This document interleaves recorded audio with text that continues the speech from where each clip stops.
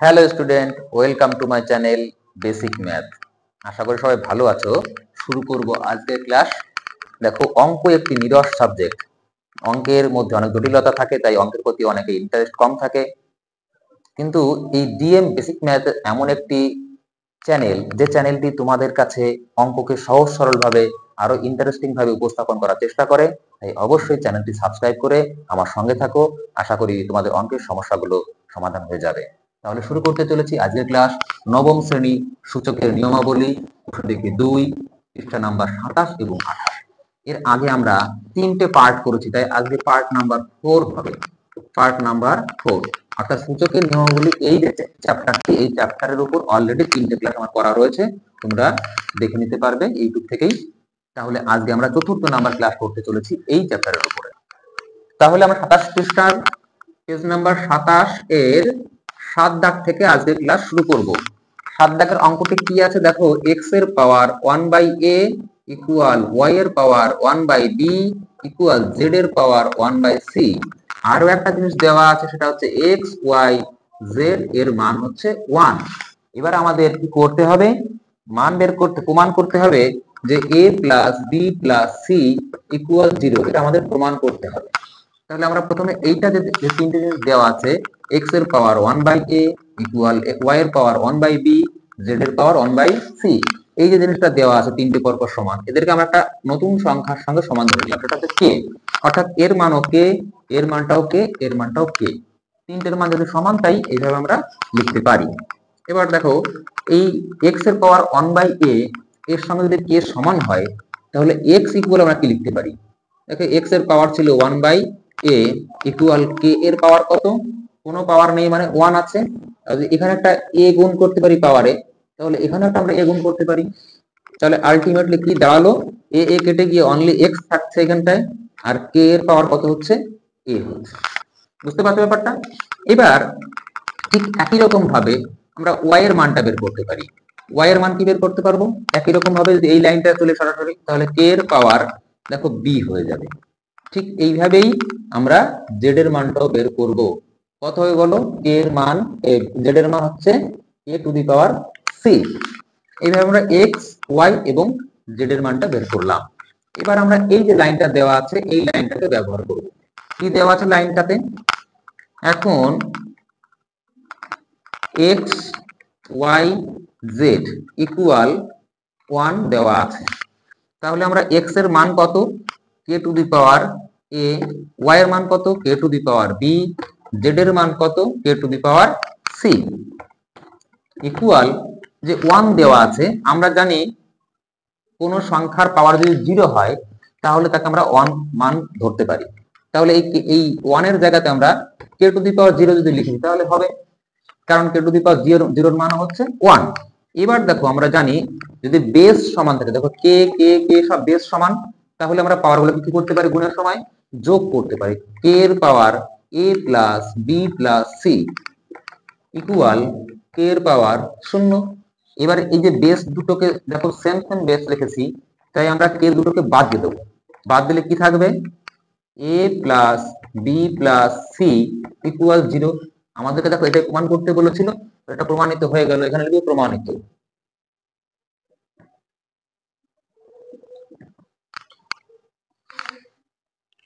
তাহলে আশা করি অঙ্কটি বুঝতে পেরেছো। আচ্ছা, এবার আমরা 8 দাগের অঙ্কটি করব। 8 দাগের অঙ্কটিও একই রকমেরই অঙ্ক।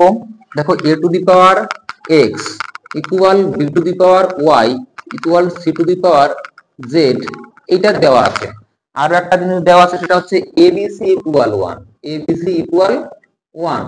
আমাদের প্রমাণ করতে হবে xy plus yz plus zx equal 0।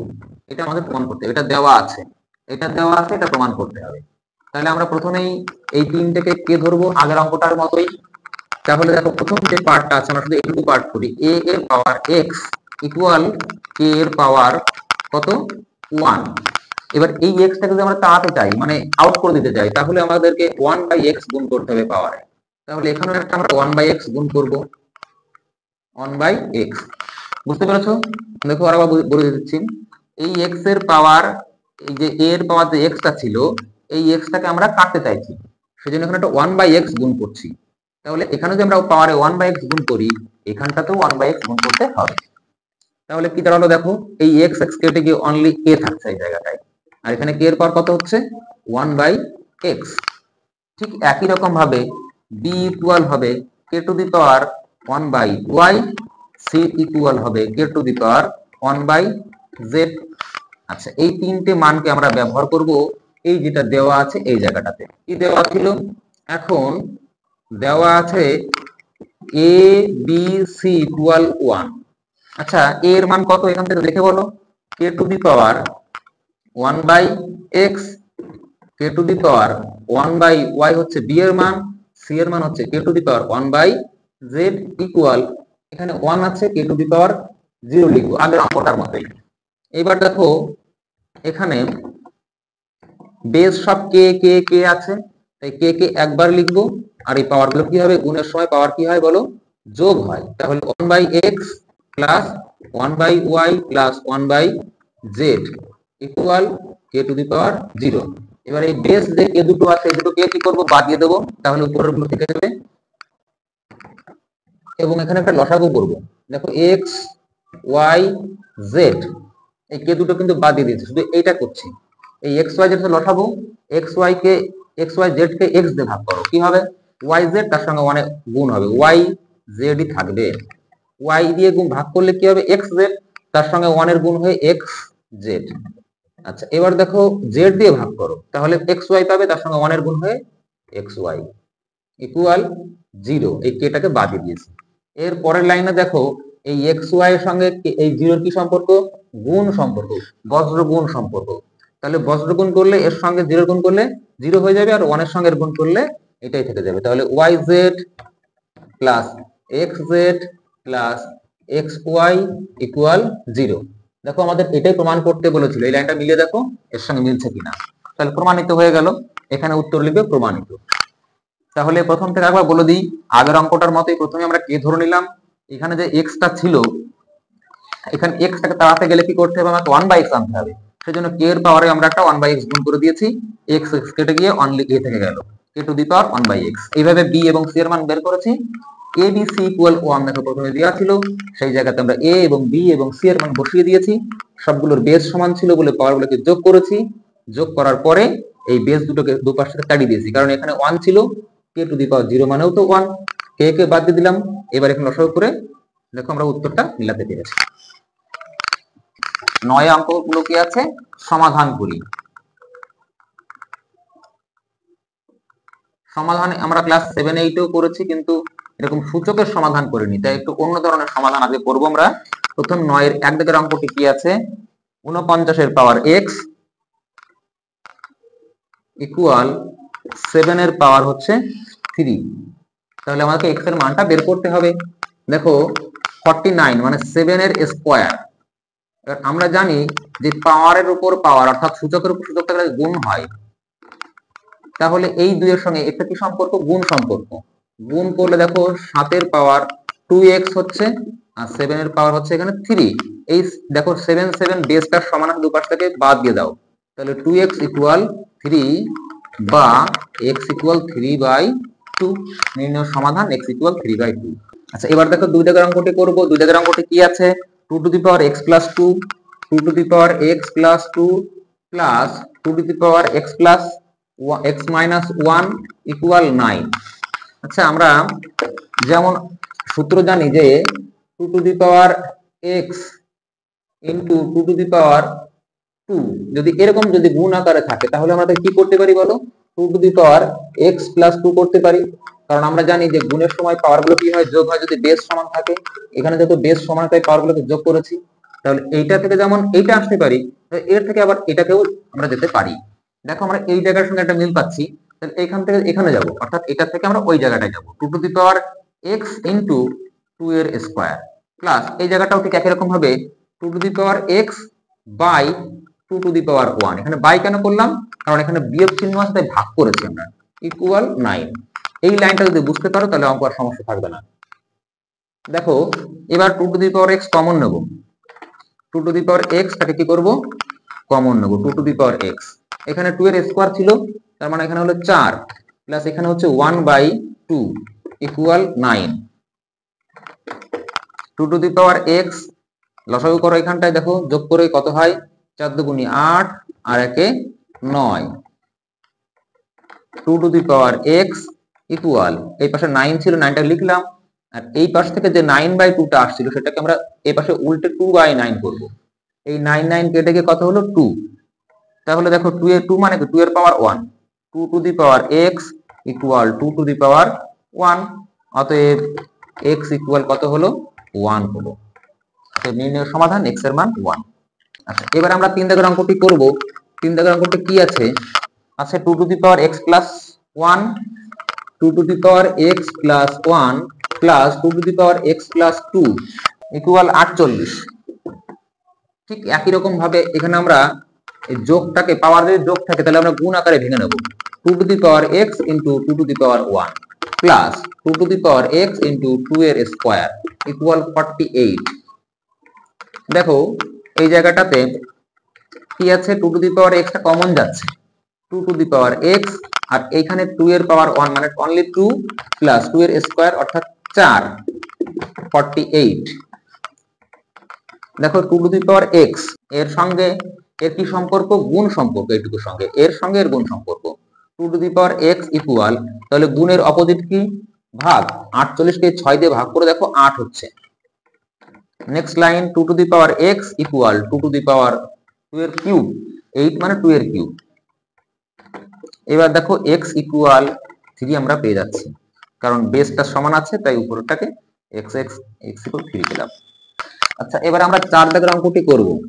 4 দাগের অঙ্কটি কি আছে, 2 to the power 4x into 4 to the power 3x minus 1 equal 4 to the power 2x by 2 to the power 3x।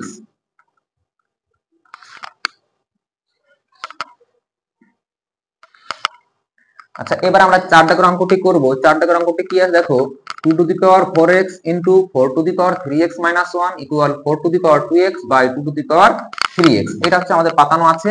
এবার আমরা কিভাবে সমাধান করব দেখো, প্রথমে আমরা সবগুলোকে 2 এর আকারে তৈরি করে নেওয়ার চেষ্টা করব, সবাইকে 2 আনবো। তাই এখানে বেস আমাদের 2 এখানে আছে, এখানে বেসে 2 নেই 4 আছে, এটাই বেসে 4 আছে, এটাকে 2 করতে হবে, এটা 2 আছে। তাহলে 2 টু দি পাওয়ার 4x কোনো সমস্যা নেই, যেমন তেমন থাকবে। এখানটাকে আমরা কি করব, 2 এর স্কোয়ার বানাবো, 2 এর স্কোয়ার। এবার তার সঙ্গে এই যে পাওয়ারটা ছিল এদের আবার গুণ সম্পর্ক থাকবে, ইকুয়াল এখানে 4 ছিল, 2 এর পাওয়ার 2 তার সঙ্গে আবার 2x থাকবে, আর নিচে কেমন ছিল 2 টু দি পাওয়ার 3x এরকমই থাকবে। এবার দেখো সব বেস গুলোকে আমরা 2 2 2 এইভাবে আনতে পেরেছি, তাহলে আমাদের পাওয়ার নিয়ে কাজ করতে সুবিধা হবে। 2 টু দি পাওয়ার 4x, আর এই জায়গাটা আমরা কি করব, 2 টু দি পাওয়ার এই 2 দিয়ে এইটাকে গুণ করে দেবো, এই 2 দিয়ে এটাকে গুণ করব 6x মাইনাস 2 ইকুয়াল।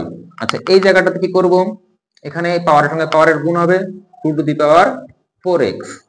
এইখানটা দেখো 3 টু দি পাওয়ার, সরি এই জায়গাটায় 2 টু দি পাওয়ার 3x। এবার এখানে দেখো বেসে কি আছে 2, এখানেও 2 আছে, তাই আমরা এই পাওয়ারের সঙ্গে এই পাওয়ার কি করব, এখানে পাওয়ারের সঙ্গে পাওয়ারের যোগ করব। 2 লিখলাম একবার, 4x প্লাস 6x মাইনাস 2।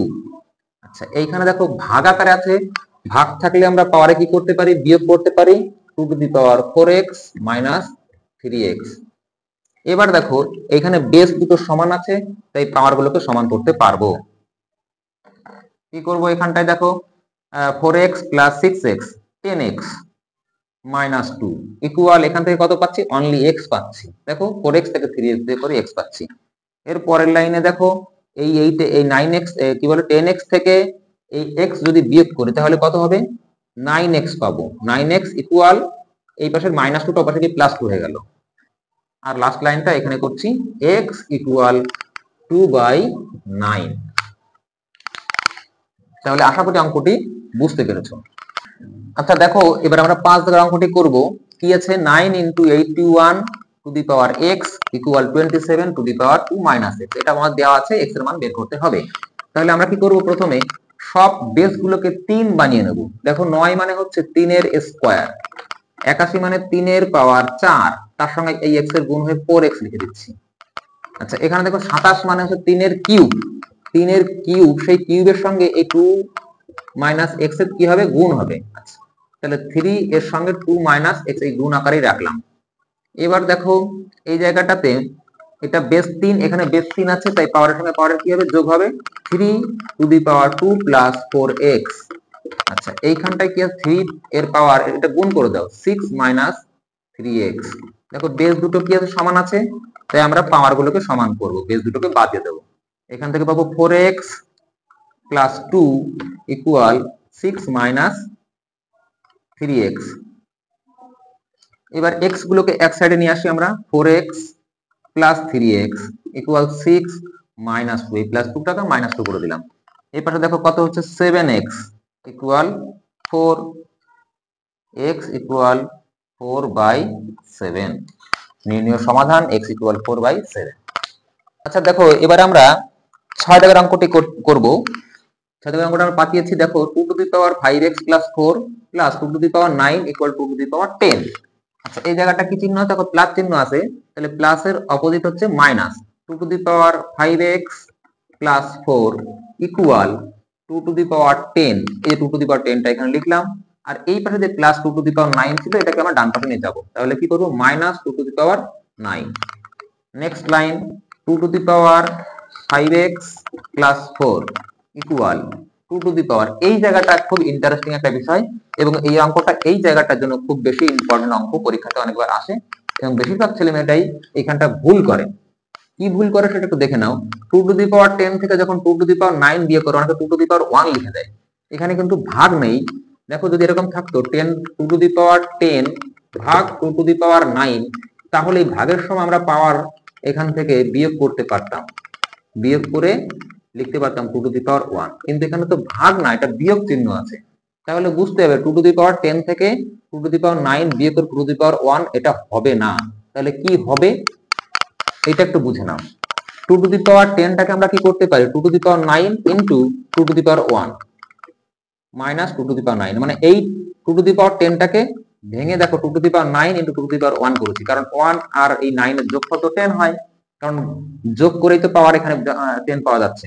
এবার কি করব, নেক্সট লাইনে গিয়ে এখান থেকে আমরা 2 টু দি পাওয়ার 9টা কমন নেব, এই 2 to the power 9 2 to the power 9টাকে কমন নেব, 2 টু দি পাওয়ার 9। তাহলে এখানে কত থাকলো, অনলি 2 থাকলো, 2 টু দি পাওয়ার 1 মানে শুধু 2 থাকছে, মাইনাস এখানে থাকছে কত, শুধু 1। দেখো 2 মাইনাস 1 মানে কত, 1, অর্থাৎ 1 মানে এখানে 2 টু দি পাওয়ার 9 এর সঙ্গে 1 মানে কিছুই নেই। এর পরের লাইনে কি করব, 2 to the power 5x plus 4 equal 2 to the power 9।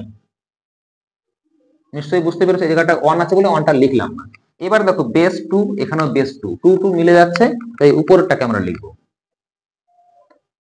কি লিখব, 5x প্লাস 4 ইকুয়াল 9, বা 5x ইকুয়াল, এখান থেকে 9 থেকে দেখো 4 বাদ দিলে 5 হচ্ছে, অতএব x ইকুয়াল 1 হবে, ভাগ করে নির্ণয় সমাধান x ইকুয়াল 1।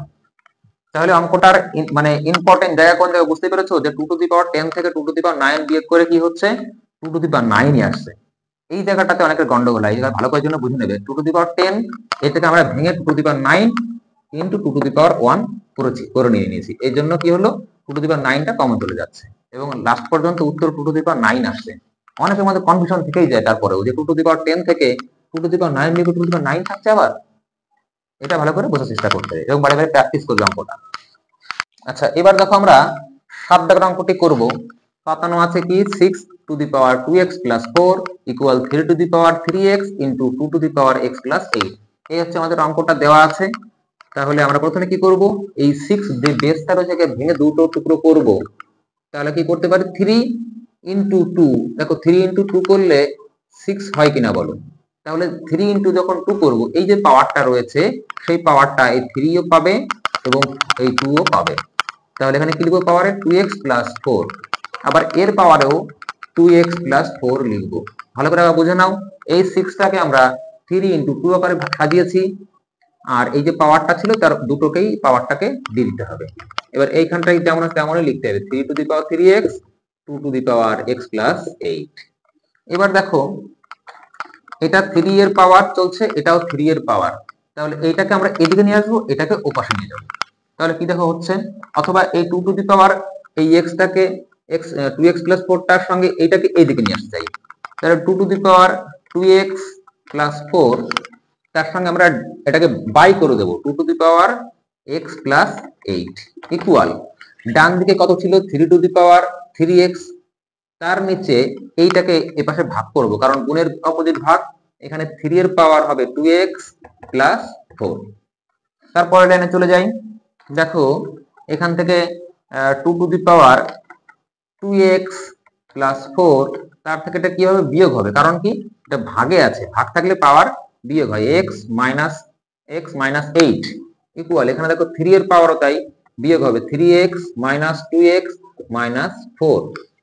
এখান থেকে কত পাবো বিয়োগ করে 2 টু দি পাওয়ার 2x থেকে x বিয়োগ করলে শুধু x থাকছে, মাইনাস 8 আর প্লাস 4 মিলে মাইনাস 4 থাকছে, আর এই জায়গাটাই হচ্ছে দেখো 3 two the power x minus 4, তাহলে এই জায়গাটার জায়গাটা সেম হচ্ছে। এর পরের পার্টটা উপরে করছি,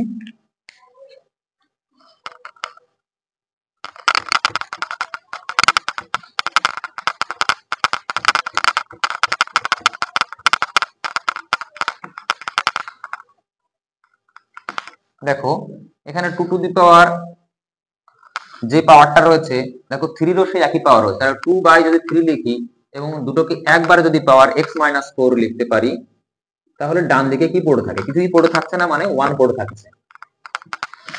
দেখো আরেকবার ভালো করে বুঝে নাও, x মাইনাস 4 পাওয়ারটা সেম রয়েছে, 2 কে 3 দিয়ে বাই করে দিয়েছি, কারণ কি ডান দিক থেকে বাঁ দিকে এনেছি, আর ডান দিকে কিছুই পড়ে থাকছে না মানে কি পড়ে থাকছে 1 পড়ে থাকছে।